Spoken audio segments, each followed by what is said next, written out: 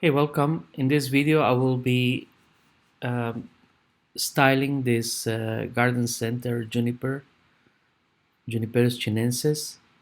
It is on a custom cement pot, and it was repotted there spring of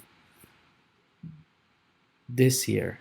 And at the moment, you've seen in the screen is me using chalk to mark the position, the direction of the live vein and which parts I will be removing. And now I'm using a chisel and a old grafting knife to do that. I decided to remove a few more branches, and I'm doing the same down at the bottom. Now this tree is has been first styled last summer, and it was left on the position in the pot, which was different from what I was originally planted, and then later on repotted this year on this cement pot that I made. Now I'm removing the bark. I tend to use a chisel to scrape off the bark, and then you have two options after you remove the main plates of the bark to go back to the beautiful reddish um, surface that you can see a little bit there, and that is either to use the chisel to scrape lightly at the surface, as I will show you in a moment, or you can use the um, metal brush that I will show you also later. So with the advantages of debarking is that you can not it's not only static, it's also functional on junipers, because it allows you to find and to um, prevent boring insects, the cavities where they will uh, that they will use to bore into and kill your tree. So you can see here this beautiful red skin of the juniper, and now I will paint light gray the live vein with a mixture of gouache and sumi ink. This is to give it a beautiful finished look without using um, lime sulfur.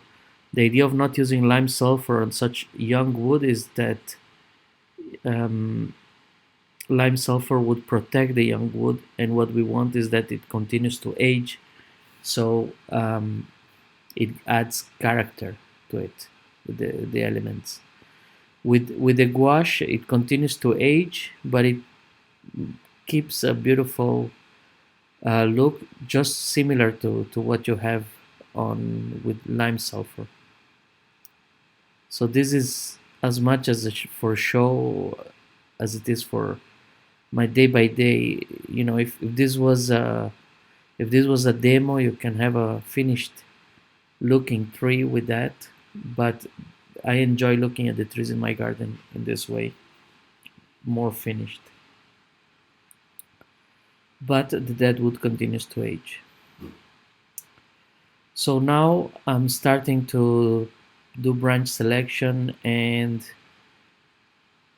I now recognize I went a little bit overboard in this tree and I removed far too much foliage, not in terms of the health, but in terms of the aesthetics of the tree. So I left too much negative space, and I needed to consolidate and have not so um, homogeneously or uniformly distributed negative and positive spaces, but more random. And so this is for the future, to as this tree develops further and adds more branching and volume to the branches. So The take home message from this styling is one to the idea of cleaning the live vein, defining the live vein, and adding this deadwood live vein exchange in the aesthetics of a juniper that is so attractive, and the use of white gouache mixed with sumi ink to uh, give it a finished look, all the all as it is continuing to age. Here you can see the use of the wire brush. This is the metal wire brush, and if you scrape gently after having debarked, you reach the red skin. I don't know exactly what type of tissue is that. It's perhaps just before the cambio. Um, so I hope these techniques can be of any use to you, both the use of the wire brush, the use of the chisel, the definition of the live vein, the whitewash with some ink. So stay tuned for the remaining styling of this tree, and I'll see you on the other side.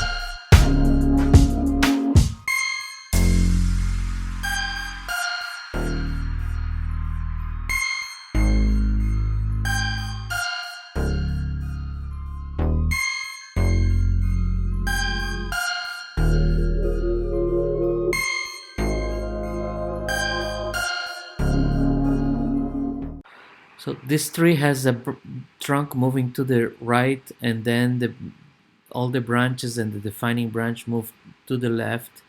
This creates an interesting dynamics in the design. And with time, the pads will develop, will fill up, and I will slightly change their distribution in the future to be less uniform. So I hope you enjoyed this video, and I hope you take away the tips, some tips from it. Until the next one, I'll say bye bye for now.